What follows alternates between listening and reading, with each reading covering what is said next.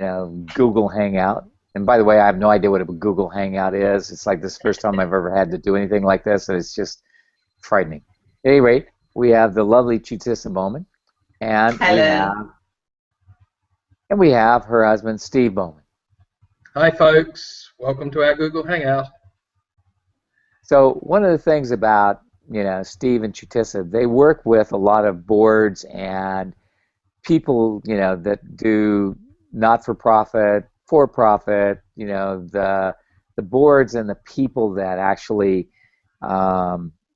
determine what happens for business and in business. So one of the reasons we had this conversation, it's like, I don't remember exactly how this came about. Do you guys? Because we're in Venice, and we're in Venice, and we're having a talk about what's changing out in the corporate sector and what needs to change out in business generally. And we started looking at what if business wasn't what most people thought it was, and then you came up with the start of the conversation. Well, we need to be looking at benevolent capitalism. And then for the next couple of hours, we unpacked what we meant by benevolent and what we meant by capitalism. Yeah, and so it's like as a result of that conversation, we decided we would try to do this Google Hangout to give people the beginnings of how to look from a different place to create something greater than what is currently here. And I really like it's not the definition, but your expression of what benevolence and what capitalism is. Most people have wrong idea, or not wrong idea, but a misidentification about what benevolence actually is. So they think it's about kindness, about philanthropy. Can you talk a little bit about what, in your view, what benevolence really is? Benevolent means that you shall do as little harm as possible. You don't do anything to get a specific result. You do it to create a greater result. And if you're truly benevolent, you will look at what's going to create more, not what's going to create less. So benevolent capitalism, and capitalism, of course, being what you do to create money and create different possibilities in the earth. So for me, it's like benevolent capitalism is about seeing the kindest way, the least damage way to create something greater in the world that can create more possibilities so that we can have some kind of sustainable future. You said sorry, you go ahead, Steve. I was going to say, so what do you mean by sustainable future then, Gary, in terms of a lot of people judge sustainability as just doing more of the same and fixing damage. What's your view on what we should be looking at and what is actually possible when it comes to creating a sustainable future? Well, a sustainable future should be one that can grow and expand on its own, that it doesn't require us, but it doesn't abuse us either. And a sustainable future is one in which what we create and what we do opens the door to a level of possibility in the world that allows the earth to generate itself, create itself, and allows us to benefit by what it creates and generates, not by what we can take from it, which is where we've sort of gotten to with capitalism now.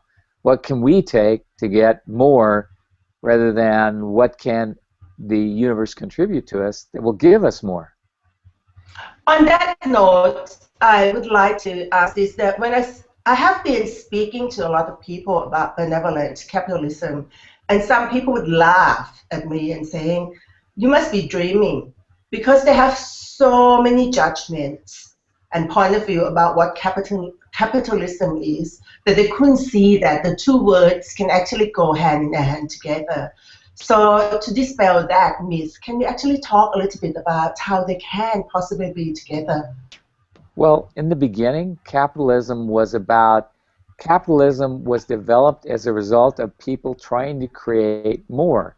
Like the railroad was a way of increasing the quickness and the system by which people were catapulted from one place to another. And they tried the catapult. That didn't work that good. People seemed to smash into walls. So they decided coaches were a better term. And then they realized that took a whole lot of horsepower and energy. And what they found is that with developing railroads, they could actually develop a faster and quicker way to create something, to create a change.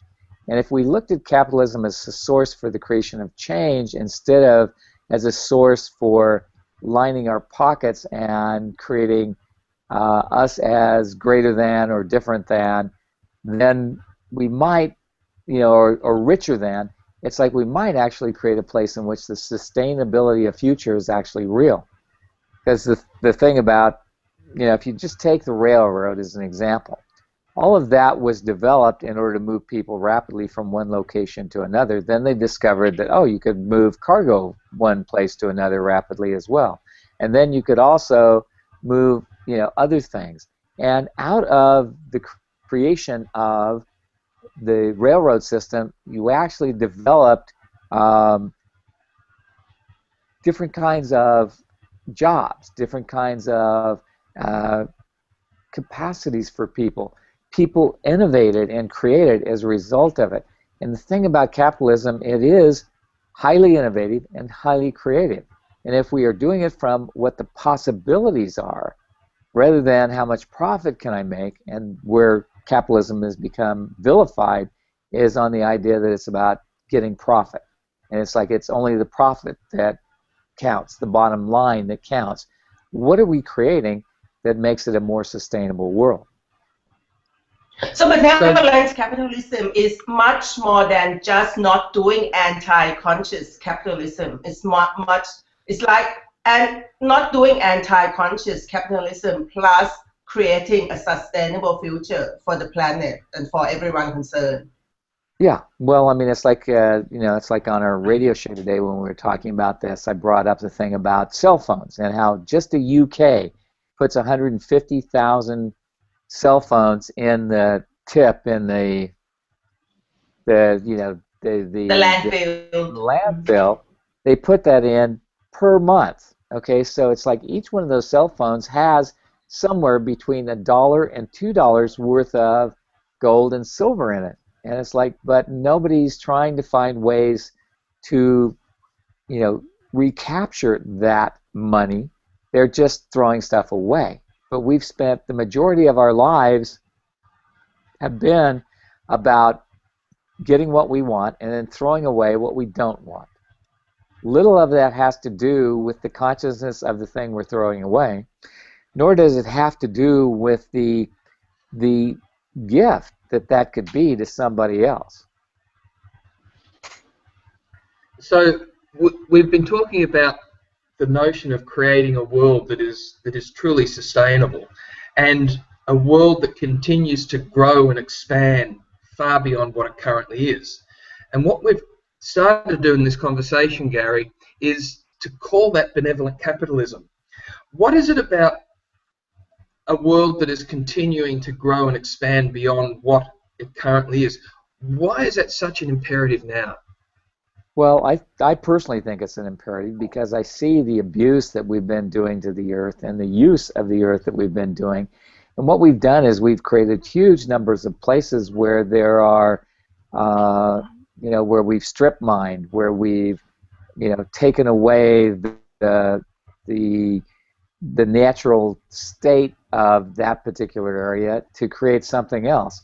Like in South America, they cut down rainforests, they burn out rainforests so they can plant crops, so that they can grow cows, so that they can sell the meat to places like McDonald's.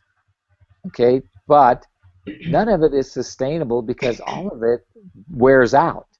It wears out in like 5 years max because it doesn't have the underlying structure of something that supports that kind of planting.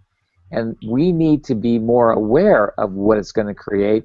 If we're really going to create a sustainable planet, you can't just burn down a forest to get 5 years of profit. 5 years of profit is not enough. We need to have a more sustainable reality that creates something greater than what we currently have or what we think we can have.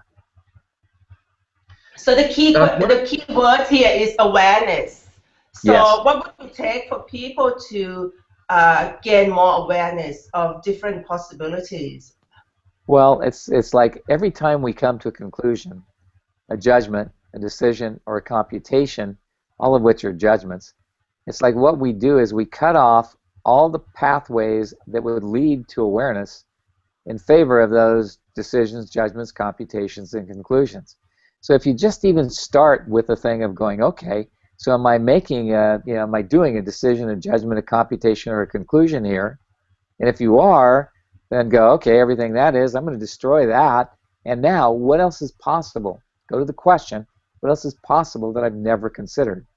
Because that's the thing that's going to create a greater possibility. One of the interesting conversations that we've had recently with a lot of people in the corporate world is this conversation around the difference between judgment and awareness. What's your view on how do people recognize when they're in judgment, and how do they actually move from judgment into awareness, and what is the gift that awareness can have when you're actually looking at things like benevolent capitalism, how you interact with your own organization, the difference you're able to be in the world? Well, when you're doing judgment, you always have to come to a conclusion with the judgment. Okay, it has to have a conclusion in it. And then you'll try and justify it and compute why it is so. So it's like you're using decision, judgment, computation, and conclusion in order to keep any judgment in existence. You use all four because you will always have to conclude, and you will always have to compensate, and you will always have to justify why you made that choice. When you are functioning from awareness, there is no justification for the awareness. It's sort of like, I don't know, I just know. And it's like the reality is you don't have to have a reason or a purpose for what you choose. When you have reason or purpose or justification for anything, you're doing judgment. You know, it's like if you see a beautiful woman and you say, oh my God, she's beautiful. Is that a justification? Do you have to justify that? Do you have to reason it? Do you have to have a purpose in it? No, you can just look at it and see, beautiful. Same thing with a flower. Red flower. Ooh, red flower. No reason, no justification, no purpose involved. It's just the place where you're able to see, oh, this is what it is. Now what? Now, if we translate that into the business sector and into organisations or our own personal business, and if we're willing to be able to see things from awareness and function from that awareness rather than judgment, it gives a slightly different view of what we mean by benevolent capitalism then, because it takes out all of the judgment and just say, what do we need to be aware of to create this sustainable future? What do we need to be aware of to actually change what needs to change? And one of the interesting conversations, Gary, I'd really love you to explore in a bit more depth is, what's the difference between trying to fix something and making change and doing things different? Because there's a world of difference in those. Well, it's like when you think you're trying to fix something, it's like what you're trying to do is you assume that there's something wrong that you need to fix. Number one, that's an assumption. Number two, it's a judgment. And number three, it's not a question. What do I have to fix is not a question. It's the conclusion that you come to that something has to be done. You put a question mark on it thinking, oh, now it's a question. It's not a question. You know, you take like, Chutisa and No More Business as Usual, you wrote about the people at Blockbuster who were looking, it's like they were failing, but rather than going to the question, they tried to fix what they thought was failing. There are so many examples of the major well-known businesses at the moment that's failing because they're just not choosing to be in the question of what else is possible, like Kodak, HMV in America, Blockbuster. They all got to the space that they are having it right and they are the greatest in their industry. So to the point that they're the best. So they couldn't actually got into the question what else is possible. So I wonder whether you could suggest to businesses that at the moment thinking that they are the best, what do they need to be or do different? Well, it's like if you may be the best in your field, but if you think there's somebody who can compete with you, then you aren't the best in your field. You are one of the people in the field that's doing something. To be best in the field means you have no real competition. Competition is the idea that there's somebody who can undercut you, do a better job, do it for less, or they can create something greater than you can create. But the only way that actually is real is if you try to actually see that, that they can do it, number one, but number two, that you aren't offering something that's valuable to everyone in a way in which it will create more for the future. The companies that are creating from sustainable future, and that is a future that grows on its own, not one that keeps doing the same thing over and over again. Those are the companies that start to actually look at what's possible and then look at what they're doing and then look at what's not working. And you got to be willing, okay, this isn't working. So since this isn't working, what can we change or what can we do or be different? That question of what can we change or what can we be or do different is the one that will save your ass when it comes to your own personal business or to your business in general. Because when you realize that something isn't working, okay, that's when you have to do something different, not differently. Differently is the fix-it method. And it's like, at one point, I was talking with my business partner, Dane, about it's like, why are people doing this? Well, you have to fix things. And I go, what do you mean you have to fix things? It's not working. Why would you try to fix what doesn't work? And he said, well, because that's just what you do. And I go, what? It's like my point of view is if something's not working, do something different. Don't try to fix what isn't working. But I've known people who've done a lot of that trying to fix it, and it seldom works out the way they want it to. I think from our conversation here, what I'm getting is that it's all about people. Because whether it's a corporation or small business, if the leader or the executive or the owner of that business are not willing to be the questions of what else is possible, it's not going to happen. Benevolent capitalism is not going to happen in the world. So are we talking about everyone choosing to be conscious, benevolent leaders in their life and in the organization? Yeah, it's like the thing that people talk to me all the time about business, and they go, yes, but I don't have my own business. I go, yeah, you do. Are you the one that brings home the money? Yeah, well, that's your business, bringing home the money. Are you the one that creates your life? Yeah, you're the one who does it. So it's like, what makes you think you don't have a business? Your business, it's like, granted, somebody else may pay your wages, but it's your business to see that you're on the creative edge of a different possibility. And you've got to look always to, okay, so what can I be or do different today that would change all this? And when you come from that, oftentimes, it's like the few people I've known who had businesses where they actually engage their employees and their middle management in their business, and they ask them questions. Okay, so what do you see here that we could do different and create more with?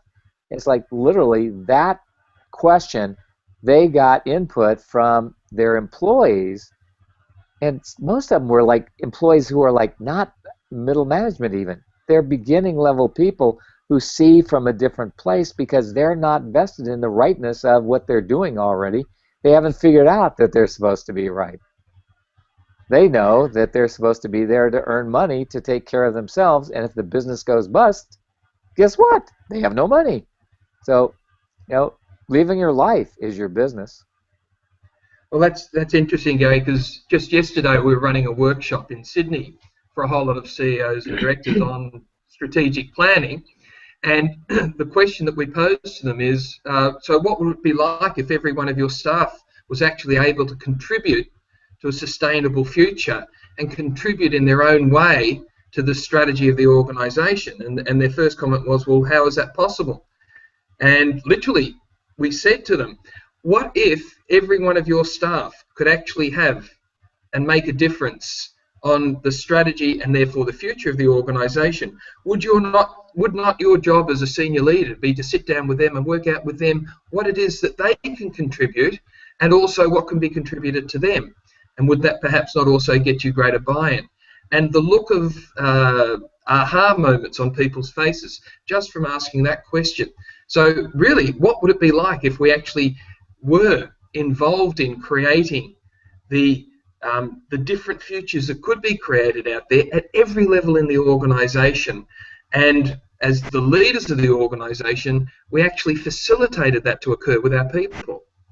Well, that's the way it should be, because people should be, it's like if we actually ask the people in our business, okay, so what do you see here that we could do different? What are you seeing that I'm not? Because it's like, the guy who's answering the phone gets a whole different perspective on the business than the guy who's in the back office. But the guy who's answering the phone still has an awareness of changes that are going on. And the one thing that's true is, like, our world is in a major change and flux right now. It's one of the most changing times that has ever been. And if it doesn't change, then the possibility of the Earth actually surviving is pretty slim. So everybody's interested in their survival and the survival of the business in order to make sure they still have money. And it's so interesting, because I was watching television and they had this commercial on 10 ways to make sure you keep your employees. Well, it's like I look at it and I go, yeah, but do you want to keep all your employees, number one?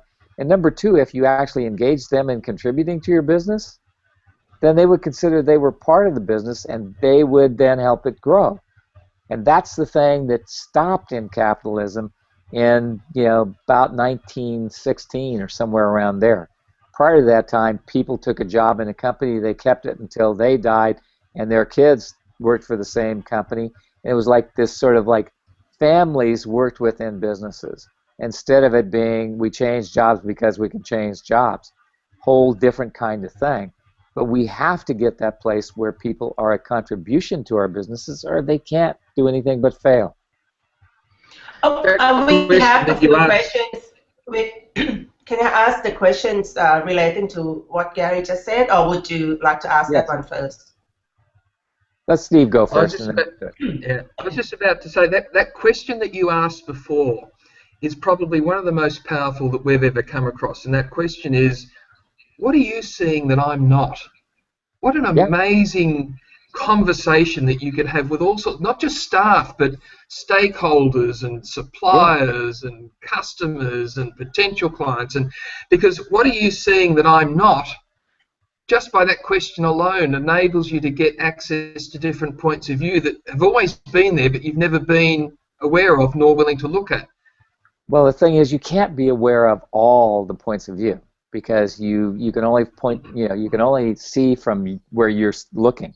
And it's like there's Lawrence Durrell wrote this set of books called the Alexandrian Quartet, and they're like from 5 different people's points of view about the same point in history, the same years in history in Alexandria in Egypt. And it's like you look at these things, and these people they're all experiencing the same events, but you see it from their points of view. And it's like, and each one of them has a totally different point of view about the very same events. And you begin to realize with that there's nothing in life that we can see all of. We can only see from where we're looking. It's like, if somebody's on the back side of you, can they see you, what you're looking at? They're looking the opposite direction. Do they see the same thing you look at? No, they see something different. And you got to be willing to recognize you can't see everything. You can only be aware of what you're looking at and what's available for you. And to ask somebody what they're aware of that you're not is one of the greatest gifts you ever have. Chutisa, you had some questions? Yes, we have a few questions coming through, actually, because we have so many people joining us on Google Hangout, and a lot of these people are working in the corporate structures, but not on the board or the CEO or decision maker. They're just wondering, how can they actually contribute to the change in this corporate structure the way it is? What can they be or do different to change all that? The main thing is they can ask a question. It's like, and if you ask the question, okay, so, it's like, what is, it's like, okay, so I understand that this is our new rule. Can you explain to me the purpose of this rule? Because I can see places where it's going to work, but I can see some places where I'm not sure it's going to work. So I would like to know the purpose of it so that I can institute it without having to just have blind faith in it. Because when you start to acknowledge that you're not interested in blind faith, but you're interested in contributing, then management begins to look at you as though, oh, you're not just an ordinary person. And none of us are truly ordinary people, but we keep trying to pretend we are. And it's like if you become an ordinary person, you push the broom and you don't do anything else. But even the janitor, when he's pushing the broom, notices what's thrown away that's different this month than last month. What information could you get from that could create more of your business or create a more sustainable business if you were aware of it? And that's what I'm always looking for. So even if you are a janitor and you see that things are being thrown away without awareness, as a janitor, you still have a power to actually go to your supervisor and sort of ask questions and being willing to report to the supervisor that, that some things can be done different. Yes, but it's like, it's like I knew people who, it's like they worked at places where they didn't do recycling. And so the janitor who was working there went, wow, I wonder if I could make extra money recycling this stuff. So they started dividing the stuff up and doing recycling, and they started making money.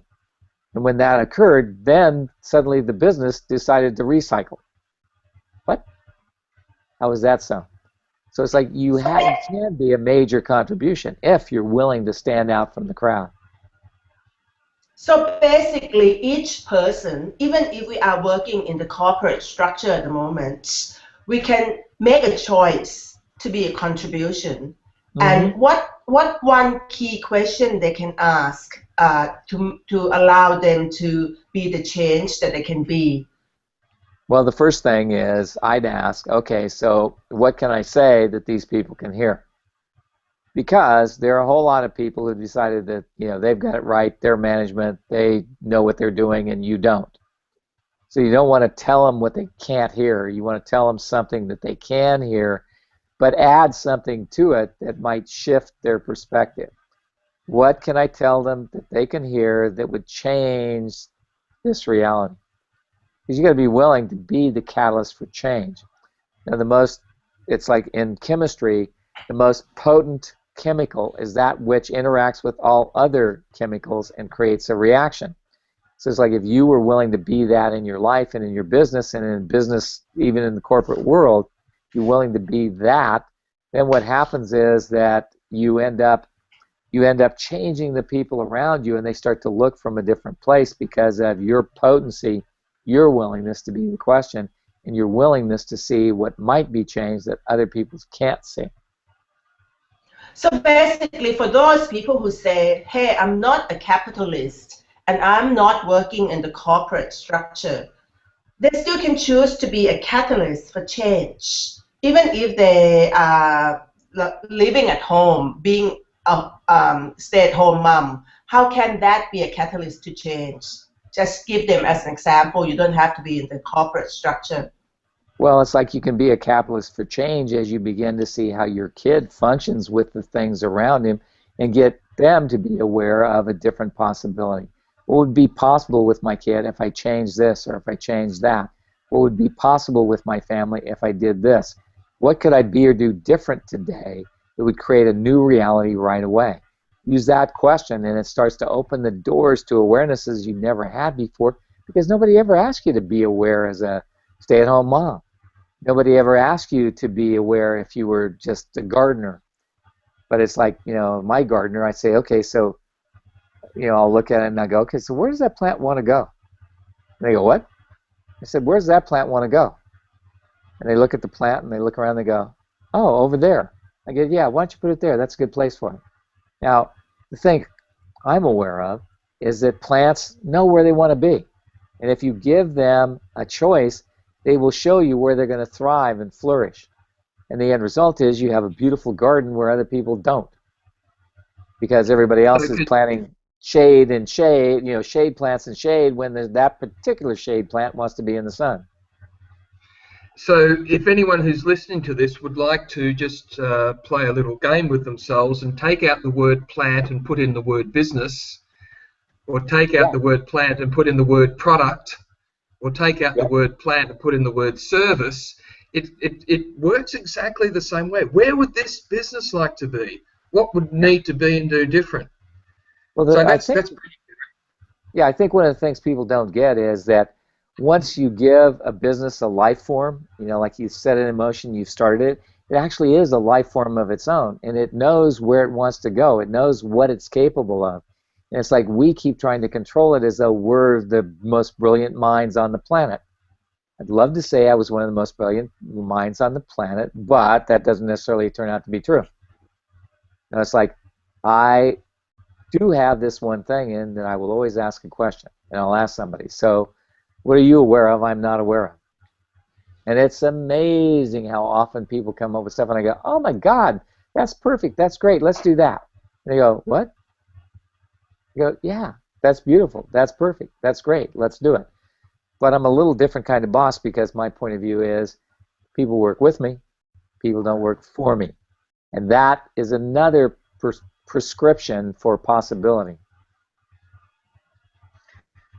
One of the interesting conversations we've also had, which I think would be really exciting to explore here, is this. A lot of people function from this is what we've done in the past and we just need to do a little bit more of it into the future because that's going to sustain us into the future. But one of the conversations we've recently been having with you, Gary, is not losing your reality to the past that actually no longer exists. Can you explore that a little bit further? Yeah, well, from my perspective, it's like, the past is great. It's like Deepak Chopra says, the past is history, the future is a mystery, today is the present, and the gift, that's why we call it the present. And it's like, and if you are literally willing to realize, okay, the past may have been the history, this is what we did, so what can we do different today that could create more? And it's like when you try to do what you did in the past and do it more dynamically, more diligently or something to create more, it doesn't actually work. Because what you did then was what worked then. Is it still the same? To me, no 2 days are ever exactly the same, so why would you expect to get the same result today that you got yesterday? Because it's a different day, it's a different time, it's a different place, it's a different space. So that's where I look. Yeah. It's interesting because I'm relating that back to a lot of conversations we have at the senior level within organisations, which is around the notion of vision and what is this difference that you want to make in the world? Because how you do it will constantly change. The difference that you want to make in the world is something that you need to be constantly in question about. And this notion of actually continually asking, so what is this difference? What change do we want to see in the world? If organisations and people, well, actually, if people understand the difference that they want to make in the world, and that is possible, that by itself leads to huge innovation. And that question by itself will ensure that they never get into the Kodak moment, which is living in the past and assuming that'll be the present. So what's your view, Gary, on people actually being the question and asking the question that will open them up to what the possibilities of the futures might be? Well, my point of view is you have to look at what question you can be today that could create a possibility for tomorrow that you haven't created. I had a conversation with Dane last night, and I was talking about the fact that I felt very strange. There's this sense of a whole lot of balls in the air that we're juggling that aren't, like coming to fruition quite. And so I'm always looking for, okay, so what do I need to be aware of here that will allow this juggling act to actually produce something? And one of the things we looked at is that Access has grown from being in 53 countries to 131 countries in 8 months. It's like our radio program on Voice America has grown from 87,000 listeners to 669,000 listeners in a year. And I'm going, okay, so what is it we're doing different that I'm not recognizing? And what else could we do that would create even more? And that's that place of getting into the question of, okay, this is really cool. It's like, has it meant a great increase in our pocketbooks? Yes and no. No, in the sense that we've had to institute a whole lot of infrastructure to actually sustain it. So we've had a lot of outflow to create what will create the future of it. And in so doing, it's like our pocketbooks aren't fuller, but it's like we're creating results continuously, and no day goes by without someone recognizing a different possibility that can be in existence because of it. I think this is a good time to address the point of view that people have that you can't be benevolent and making money and making profit at the same time. They almost think that if you are being benevolent, you should be social entrepreneur or just doing good but not trying to make money. That's not the case, is it?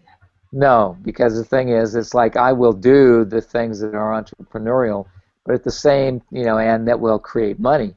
But I don't do it just for me. I do it for how many people there are that are being supported.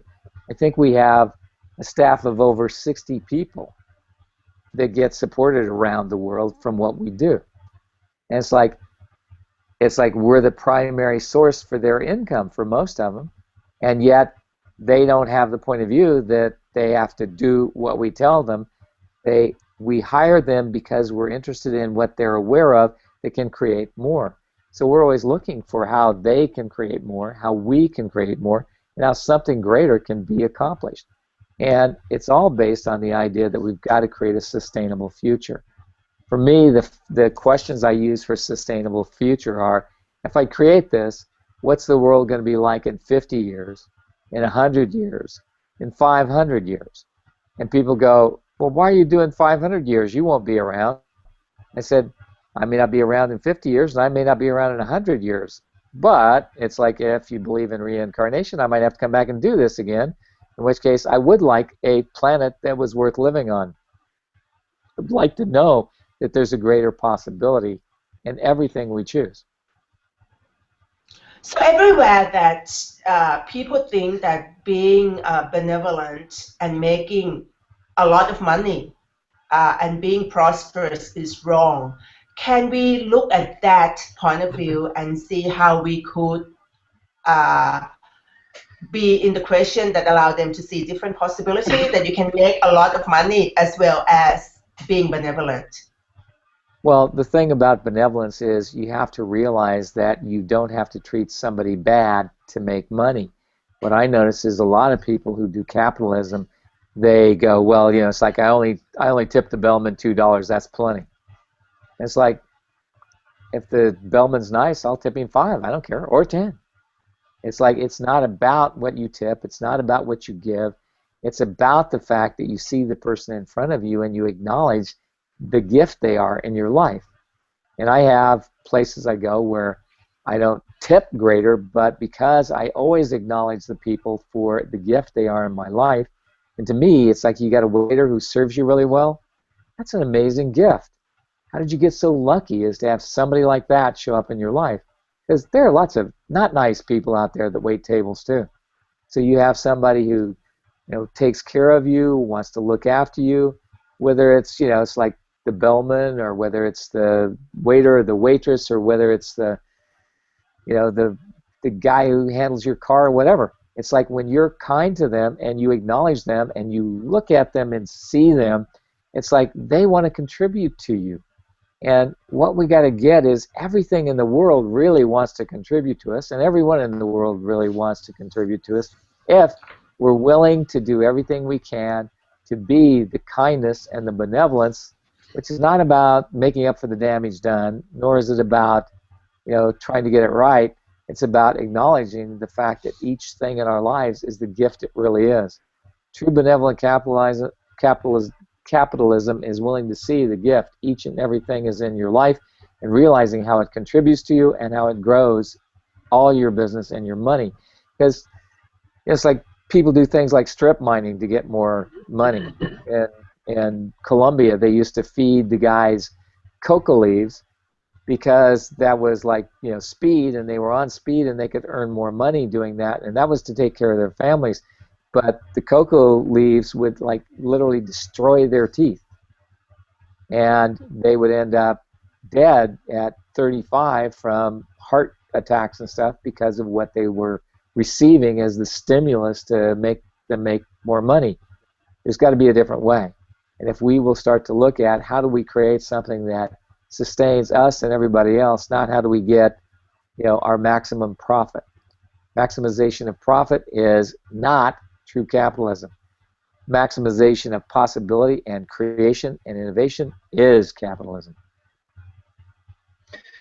Yeah, when you're looking at the maximizing of potential and creation, by its very nature, you have to look at things from different points of view, and you have to look and see what the other possibilities are. And if organisations or if people can build that into their way of viewing the world, then by that very nature, it's going to create different sustainable futures. What is it that people can do tomorrow, Gary, from your point of view, that will actually give them the exercise for the muscles of looking at things from this possibility of creation? Start with the question. It's like the thing is that every choice is a creation. So every time you choose something, you create something. It's like I was talking with a lady recently where she was involved with this guy and she got pregnant, and so she assumed it would be better for the baby to have a father, so she put the guy's name on the birth certificate. Well, what's come about from that is now she's in litigation with the guy, but it was because she assumed that it was best for the baby rather than asking the question, is this going to be best for the baby? What's this choice going to create? And one of the things I ask every day is, I go, if I choose this, what will my life be like, not look like, be like in 5 years? And if I don't choose it, what will my life be like in 5 years? So that I get the energy of which one is going to be the more expansive choice for me to make. And that is much more obvious than people want to know. So you want to start with that. What will this choice, what will my life be like if I choose this in 5 years? What will my life be like in 5 years if I don't choose this? So you begin to get the choices you have available so you can create whatever you want. And that becomes even more powerful when you know that your life is your business is your life. They're intertwined. Yeah. And if you start looking at what would my business be like, and it starts to feel really heavy, then you realize that you've made it something outside of you. Yeah, and that's the thing I see a whole lot of people do. They go, well, it's like I'm not making any money. And I always ask them, so what are you doing this business for? To make money. Okay, so it's not making money. Are you going in the hole? Yes, I am. I'm so much in debt. So do something different. Like what? I said, go get a job. They go, no, I want my business to work. And they go, what question is, I want my business to work? You might ask the question, if I choose to keep on with my business, what's my life going to be like? Not your business. My life going to be like in 5 years. If I choose not to do it, what's my life going to be like in 5 years? And it's amazing how often the people go, oh, but can I just close my business down? Yeah, you can. It's like be willing to quit anything. Be willing to change anything. And then you open the door to all possibilities. And that's the place you want to function from, opening the door to all possibilities. Very cool. I have another question from someone who's working in corporate structure who really like to embrace benevolent capitalism. And she has a conflictual point of view about, number one, she thinks that the change is happening too slow in the corporate structure. But at the same time, she's worried about her job security. So can we address that about one minute? They want a lot of change to happen in corporate structure, which is change. You don't know what's going to happen, which means that it might destroy the job security. Can we look at that one, it's like please? one of the things I ask people to do is when you have an upset or a conflict like that, if you just ask this question, what invention am I using to create the upset I am choosing? And whatever energy comes up, you go, okay, everything that is, I'll destroy and uncreate that. And it's like literally, it's like when you look at it, it's like for there to be a conflict, you have to be inventing something. Well, one of the things you invent when you have a conflict is, A, I'm powerless. Okay, is that really true, or does it just mean you don't have control? Powerless and no control are two different things. Like, you're not really powerless, but you may not have control. So you got to look at, okay, so what can I be or do different today? You could change all this right away. And then you'll know exactly when to slip in that suggestion you have to the boss, who then claims it as his own. It creates the change you want. It's like, and you got to be willing to see that, you know, it's like few people will ever give you credit for what you do. They will want the credit themselves. The ideas about job security is so huge in this reality. It's not an invention anywhere. Is there such thing as job security? No, I mean, it's like, I'm always amused. I come to San Francisco and people go, oh, it's like, I want to know I'm secure in my house. You live on a major earthquake fault. Exactly what makes you think that's security? This thing could, you know, like rumble tomorrow and your house could fall down. It's like there is no such thing as security. I loved it. There was a Hurricane Andrew that hit Florida, and there was this picture of this man after the fact. He was standing there, and the guy said, I moved down here to retire so I could have a secure place to live. And I brought everything that I had from Ohio, where they had one of those tornadoes, and I didn't want to be in that. And I came down here, and a hurricane just wiped my house out, and now I have a slab. And he said, but I still have me. And that's the reality. The only security you truly have is you. So always make you the primary source of your life, and then you will be secure in all aspects. And your job security will not go away. It will grow in ways you never thought. Let's talk. Could you talk more about making yourself a primary source of your life? I think this is such a strange concept for a lot of people, because when I ask people who's the leader in your own life, I tend to get a blank look. You know, is that a primary source in leadership in your own life? Yeah, because it's like most people don't see themselves as the leader of their lives. They see themselves as the effect of everything that's happened. Their childhood, this event, that event. I didn't have any choice in it. Well, it's like we all have choice. We've always had choice. And the one thing you got to get is, I have choice. Now, what would I like to choose? And it's like every choice creates something. So when you're not happy with it, you want to ask, how did I create this? And what you're asking for is that 10 seconds of unconsciousness that created that result. When you start with that, you start to get that you are the source of your life. And one of the things I always ask people to do is, you know, it's like, look back at your past and remember a time when you knew you shouldn't do something, you did it anyway, and it turned out just exactly the way you thought it would or knew it would. How does that occur? Because you know. What you got to be willing to do is realize you're the source of everything that gets created in your life.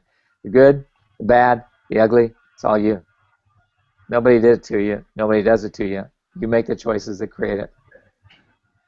So for everyone who making a conscious choice to embrace benevolent capitalism, first they have to choose to be conscious benevolent leader in their own life, whether they are working in the corporate world or business, or whether they're just, you know, being a janitor or a stay-at-home mom.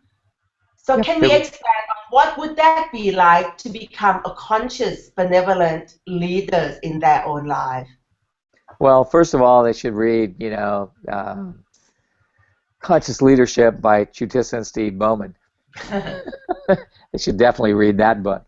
You know, it's not the easiest book to read in the world, folks, but it is fabulous and it's amazing, and it shows all the places where we do, you know, micromanagement, which is anti-conscious leadership, unconscious leadership, where we go, oh, I don't know, when you actually do, and then conscious leadership, which is about being aware, okay, if I choose this, what's this going to create? And that willingness to have the question of, if I choose this, what will this create? So that you begin to realize that every choice you make is part of what creates things. And that conscious, benevolent capitalism is about, if I choose this, what will this create? And that willingness to ask that question, to live in the question of, if I choose this, what will this create, is a major gift that I see people using and choosing. And when they do, their world opens up. And when they don't, their world closes down. Funny that. And the target, I like to, just for the people who missed what we said at the beginning about what benevolent capitalism is, our target is to create a world that is sustainable, a world that would continue to grow and expand far beyond what currently is. So what would you be and do different is the question that all of us could ask, to be the contribution to become a benevolent capitalist or benevolent and if individual. we ask that question, what begins to occur is, it's like, you know, when you're in a situation, like I had some friends who were involved in a bank foreclosure, and they started asking that question, and something else came up, and it's like things turned around in a direction they never even thought it could go. It created a possibility for them that still may come to fruition, but we don't know how it's going to turn out yet. But just asking that question changed their perspective on it, so that they didn't feel like they were just going to have, you know, dry up and fly away like some kind of pathetic piece of flotsam and jetsam in the world. They began to see that they could have some kind of choices, and that they might be able to create something. And that's the thing we all got to get to, that place where we're willing to see, okay, if I choose something different, what's that going to create? And it's like, and when you get that there's a possibility of greater creation, a greater universe opens up. And that's really where we don't get how much the universe really wants to support us in what we choose. All we got to do is choose. And we need to learn how to do that so that we can create something greater. And one thing that you said to me quite a long time ago about the key thing is to be present with what is and be aware of what can and can't be. And that's the key topic about becoming benevolent capitalism. Benevolent capitalists is being present with what is. Yeah. And then if you are able to be aware of what can and can't be, you can be in the questions that allow things to change. Yep. The 4 questions I use are, what is this? What do I do with it? Can I change it? And if so, how do I change it? And it's like, literally, it's like I look at something and I go, okay, what is this? Oh, this is not nice. Okay, good. That's, by the way, a conclusion and a judgment and a decision and a computation. It's like I go, okay, this is this. Okay, what do I do with it? Something, nothing, nothing. Can I change it? Yes or no? If yes, then I ask how I can change it. And in so doing, I find that most of the things that show up in my life, I have the ability to change without even realizing I can do it. And it's like, because I've taken some fixed point of view in the past, asking that question opens the door to see a greater possibility than I ever thought was possible. And in so doing, I get things to work out for me that people keep going, how do you do that? How does that work? Works because I asked the question. Got to learn. The one thing people have got to learn is to ask the question. Don't come to conclusion. And the first question that you said, what is this? Is probably the most challenging for people to not come to the conclusion or judgment that that's bad, you know. So what tips can you give when you say, what is this? To sit back and not judge? Is that the hardest thing? Sit back and relax and see what shows up. Because you have no idea what's going to show up in your life. Things show up and it's like you ask for something and you don't even know you asked for it. And it's like something shows up and you go, where did that come from? Somewhere in here, you know, it's like we might, with a little bit of luck, get into conversations about, you know, the energy it takes to create something, but that'll be another show. And we also want to do one on, you know, it's like how to, you know, handle land and stuff. And hopefully we can get Tim and Tanya Bothams on about that, since they've had some stuff with biodynamic land management. Yeah. So there's all kinds of different ways in which we can create a sustainable earth, a sustainable reality, and a sustainable possibility. Got to start functioning and asking for what are the possibilities are there that we haven't considered. Steve, you had something you wanted to... I was just reflecting those 4 questions that you constantly ask and you ask others to ask. What is this? What do I do with it? What needs to change? Those 4 questions. Yeah. This is in the corporate sector. Those that really get those 4 questions are the ones that actually are constantly reviewing strategy. But they don't necessarily call it strategy. They're saying, so what's happening out there? What does it mean to us? What do we need to do about it? What needs to change about it? And doing this as a constant state of being at both board level, senior exec level, staff levels, those are the organisations that can never be surprised by the future, because they're always constantly changing, so that no matter what the future throws at them, they're in good shape. This, to me, is the hallmark of truly being a benevolent capitalist, is not trying to force the future to be what you want it to be, but to be flexible, changing, and innovative enough that no matter what happens, you're still contributing, still creating change, and at the same time making some money. Yeah, I know. And it's like, the thing is like, the difficulty, people don't realize that, you know, it's like, we the beings don't need money, but our bodies do. Because, you know, it's like, how, you know, does your body like to run 20 miles to the store and back with groceries, or does it like to get in the car and go to the store? You know, it's I'll like, take option number B. Option B. I know. Me too. You know, it's like, I don't, you know, it's like I like to ride in limousines, not have to hoof it all the time. And it's very funny to watch people go, yeah, but you can walk there. Yeah? No. I was in Amsterdam. And it's like they go, well, it's only a 10-minute walk. And like, first of all, you're from Amsterdam and you think anything is 10 minutes away, no matter where it is, and you're lying. You know, it's like, I love going to places like Amsterdam, Copenhagen, Venice. Everybody says, oh, it's only 10 minutes away. 30 minutes later, you're still huffing it.